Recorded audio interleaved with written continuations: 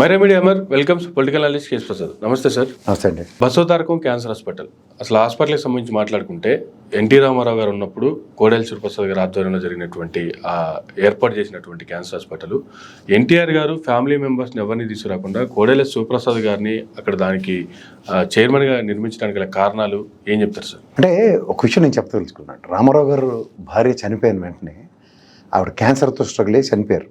అప్పుడు ఆ ఉపద్రవం ఎవరికి రాకూడదని ఆయన ఒక పెద్ద సంకల్పంతోనూ ఒక మంచి ఆశయంతో, ముఖ్యంగా కోడెల శివప్రసాద్ గారికి 5 రూపాయల డాక్టర్ అని ఆయన చాలా మంచి పేరు ఉంది, పల్నాడు ఏరియాలో బాగా పేరు. అది కాక ఆయన ఏంటంటే చాలా స్వార్థ ప్రయోజనాలు ఆలోచించుకోకుండా నిస్వార్థంగా పనిచేస్తాడని రామారావు గారి లెవెల్లోనే ఆయన మీద అంత కమిట్మెంట్స్ ఉండేవి. సో దానికి ఆయన ఏం చేశారంటే, ఈ క్యాన్సర్ హాస్పిటల్ మనం స్టార్ట్ చేయాలని చెప్పి ఆయన్నే ఒక మేనేజింగ్ ట్రస్టీగా స్టార్ట్ చేశారు. ఆయనతో పాటు కాకతీయ వెంకటేశ్వర్లు గారు, కాకర్ల సుబ్బారావు గారు, నోరి దత్తాత్రేయుడు గారు, కృష్ణరాజు గారు, ఎంవిఎస్ మూర్తి గారు, పుల్లారెడ్డి గారితో ట్రస్ట్ బోర్డుని ఏర్పాటు చేశారు. ఇక్కడ ఎందుకు చెప్తున్నానంటే వీళ్ళందరి గురించి, ఆ రోజు నుంచి కూడా రామారావు గారికి వాళ్ళ పిల్లల మీద కానీ వాళ్ళ కుటుంబం మీద నమ్మకం లేదు. బోర్డు మెంబర్లుగా కూడా ఎవరిని అసలు దరిదాపుల్లో కూడా లేకుండా ఈ he's taken care of end to everything and is relied and is bank more on Kodela Sivaprasadarao garu. ఆయన కూడా 1989 నుంచి 2000 వరకు అది వాజ్పేయి గారి చేతుల మీద ఓపెన్ అయ్యేదాకా నిరంతరం దాని మీద ఫోకస్ చేస్తూ ఆ ఫండింగ్లు అవన్నీ కూడా ఆ బోర్డు మెంబర్లు అందరూ కోఆర్డినేషన్స్తోనూ విశ్వ ప్రయత్నంతో దాన్ని సఫలీకృతం చేయగలిగాడు. ఓకే. అక్కడ మీకు ఆ 11 సంవత్సరాల కష్టకాలంలో ఈ రామారావు గారి కుటుంబ సభ్యుడు ఎవడైనా కనీసం కన్నెత్తి చూస్తూ ఉంటుంది దాని మీద.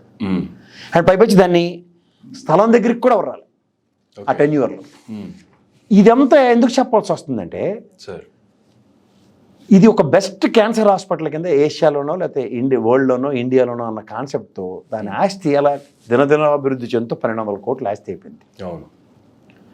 అప్పుడు దాని మీద ఇంకా మరి రాజకీయాల్లో ఉండి కథలు నడపడం మాస్టర్లు ఉన్నారు కదా, ఆ మాస్టర్లు అందరూ ఫోకస్ చేశారు, పెద్ద మాస్టర్లే.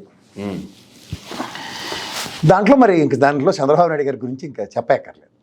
అప్పుడు వియ్యంకుడు అవ్వబోతున్న బాలకృష్ణ ఈయనతో గేమ్ స్టార్ట్ చేశారు. అది కూడా కోడెల శివప్రసాద్ గారి చేతుల మీదే బాలకృష్ణ గారిని చైర్మన్ కింద ట్రస్ట్ బోర్డులోకి తీసుకోగలిగింది. ఇక్కడ మీకు ఇవన్నిట్లోనూ ఆయన చైర్మన్గా కోడెల గారి చేతుల మీదే జరిగింది. ఈ విభజించు పాలించులో మనోడు స్పెషలిస్ట్ చంద్రబాబు నాయుడు గారి విషయంలో. ఇప్పుడు కూడా మీరు చూడండి, జూనియర్ ఎన్టీఆర్ నందమూరి అన్న విషయం వచ్చేసరికల్లా ఈ అమాయకుడైన బాలకృష్ణ తప్ప ఇంకెవరు కనపడరు. ఇక్కడ మూమెంట్ అంతా వెనక నుండి నడిపిస్తున్న చంద్రబాబు గృహసారథులు చేతిలోనే ఉండే దగ్గర కుటుంబ సభ్యులుగా ట్రస్ట్ బోర్డులో చేర్చుకునే కార్యక్రమానికి తీసుకొచ్చారు. సో ఈ కార్యక్రమాన్ని మీరు నిశ్చితంగా గమనించగలిగితే ఒకరి తర్వాత బ్రహ్మాండంగా వచ్చారు. అండ్ ఈ ప్రాసెస్లో 2014లో అధికారులు రాగానే 10 ఎకరాల భూమి కొన్నారు అక్కడ అమరావతిలో. ఇదే అని ఒక్కడుగు ముందుకు వెళ్ళట్లే. ఇది ఈ బంధాలు బాంధవ్యాలు కథల్లో మీరు ఇడిగిరిగడి తిరిగి జాగ్రత్త చూస్తే ఎంవిఎస్ మూర్తి గారి తురుగా భరత్ ఇన్, బాలకృష్ణ గారు ఆల్రెడీ దేర్. నారావారి కుటుంబం నుంచి బ్రాహ్మణం ఇన్ అయింది. నారావారి కుటుంబం నుంచి బ్రాహ్మణం ఎవరి ప్లేస్లో ఇన్ అయింది? కోడెల శివప్రసాదరావు గారి కుటుంబం నుంచి ఒక రిప్రజెంటేషన్ లేకుండా ఈ అమ్మాయి ఇన్ అయిపోయింది. కానీ కోడెల గారి తర్వాత కోడెల గారి తర్వాత కన్నా కాదు, మీరు ఇక్కడ లాజిక్ ఎక్కడ మిస్ అవుతున్నారు చాలా మంది అంటే, ద ఎంటైర్ ఫ్యామిలీకి అసలు అవకాశమే ఇవ్వని రామారావు గారి దగ్గర వాళ్ళ ఎంటైర్ ఫ్యామిలీ అవకాశాన్ని తీసుకుని లోపలికి వచ్చేసింది. ఓకే. అండ్ మోర్ ఇక్కడ మీకు ఇంకొక కుటుంబ సభ్యులు ఎవరైతే మూర్తి గారు చనిపోయిన తర్వాత అల్లుడు చిన్నల్లుడు భరత్ వచ్చాడు, అలాగే కాకతీయ వెంకటేశ్వర్లు గారు చనిపోయిన తర్వాత జిఎస్ ప్రసాద్ గారు వచ్చారు లోపలికి, పోలవరపు తులసి గారు చనిపోయిన తర్వాత పోలవరపు రాఘరావు గారు వచ్చారు. కానీ కోడెల శివప్రసాద్ గారి ఫ్యామిలీ నుంచి మాత్రం ఎవ్వరు లేదు. అసలు భార్యకి సముచిత స్థానం ఇవ్వాలి. అది ఎలాగో కనీసం ఆయన విగ్రహావిష్కరణకి కానీ ఆయనకి గౌరవ వందనం, పోలీస్ వందనం ఉంటుంది చూడండి, దానికి కూడా నాలా మెలికలు పెట్టారు తెలుగుదేశం నుంచి. ఒక ఆస్తి కింద ఎప్పుడైతే అది దగ్గర 1200-1600 కోట్ల ఆస్తి అవగానే వీళ్ళందరికీ ఎందుకు దాని మీద అంత మోర్ ఫోకస్ అయిపోయింది. ఓకే. అంటే కేవలం వాళ్ళ యొక్క తాతగారి పేరుని లేకపోతే నాన్నగారి పేరుని ఇప్పుడు జ్ఞాపకం వస్తుందా? ద స్ట్రగుల్ ఆఫ్ 1989 నుంచి 2000 దాకా దాన్ని స్థాపించడానికి పడిన ఆ బోర్డు మెంబర్స్ అందరి స్ట్రగుల్ని ఏమీ కాకుండా ఇవాళ మొత్తం కుటుంబం లోపలికి వెళ్ళిపోయి కబ్జా పెట్టే పరిస్థితి తీసుకొస్తుంది. ఓకే. అక్కడ ఫార్మసిటికల్స్ త్రూగా ఎవ్రీ మంత్ 2 crores, క్యాంటీన్ ఒక 5 లక్షలు సమర్పయామి. ఇవన్నీ ఎందుకంట? ఓకే. ఈ మొన్న హిందూపూర్లో చూడండి ఎన్నో వెంటిలేటర్లు అన్నీ ఇచ్చారు బాలకృష్ణ గారు. ఇవన్నీ అసలు అవన్నీ ఇచ్చినవి ఎన్ఆర్ఐలు. ఓకే. ఎన్ఆర్ఐలు ఇచ్చిన వెంటిలేటర్లు అన్నీ ఇవాళ భరత్ గారి మెడికల్ కాలేజీల్లో ఉన్నాయి. ఓకే. డిమౌంటేషన్ అప్పుడు it has just become a centre.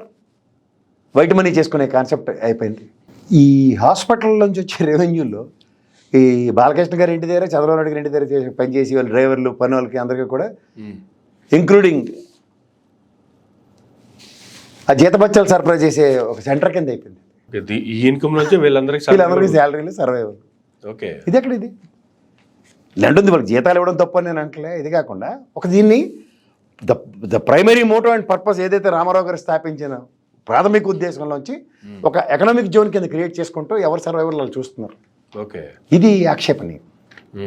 ఇవన్నీ ఎందుకు మాడవలసి వస్తుందంటే ఒక స్వచ్ఛంద సేవా తత్పరతో మహానుభావుడు రామారావు గారు స్టార్ట్ చేసిన దాంట్లో నిజంగా ఎవరైతే సేవ చేద్దాం అనుకుంటున్నారో వాళ్ళందరికన్నా మిగిలిన వాళ్ళు కొసరు, అసలు కన్నా కొసరికి ఎక్కువ ప్రాయోజిత కార్యక్రమంకి తెరలేబడింది.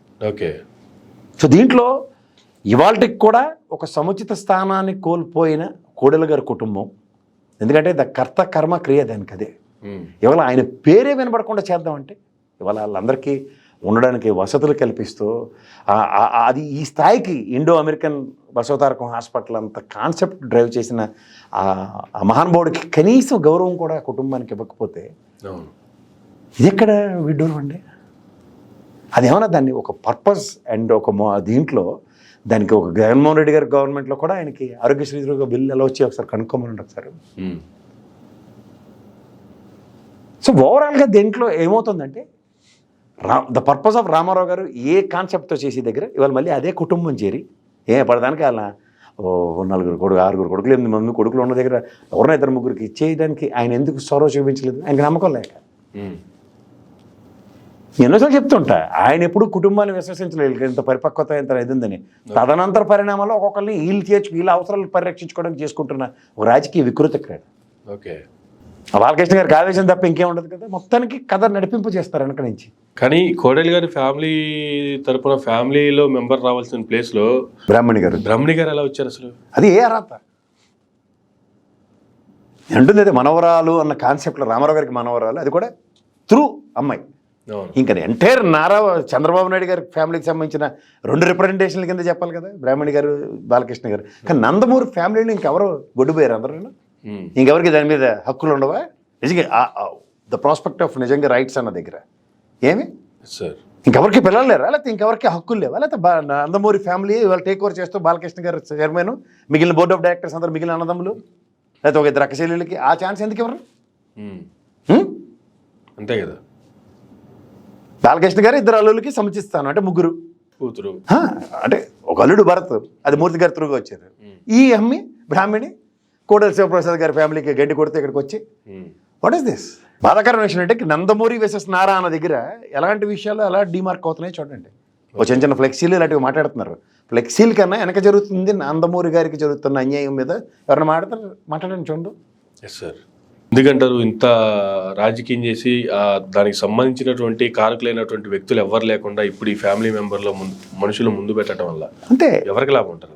ఒక రాజకీయ రణనీతికి కుటుంబం అనే దాన్ని ఒక అస్త్రం కింద ప్రతిసారి ఉపయోగిస్తూ ఎండ్ ఆఫ్ ద డే వాళ్ళ కుటుంబంలోనే వాళ్ళే సర్వైవ్ అవుతున్నారు. ఇది గమనించుకోనండి, అంతకన్నా ఇంకెళ్ళేది. Thank you sir, thank you very much అండి. ఇదండి నాటి ఇంటర్వ్యూ. మరొక ఇంటర్వ్యూలో మళ్ళీ కలుద్దాం. చూస్తూనే ఉండండి మైరా మీడియా.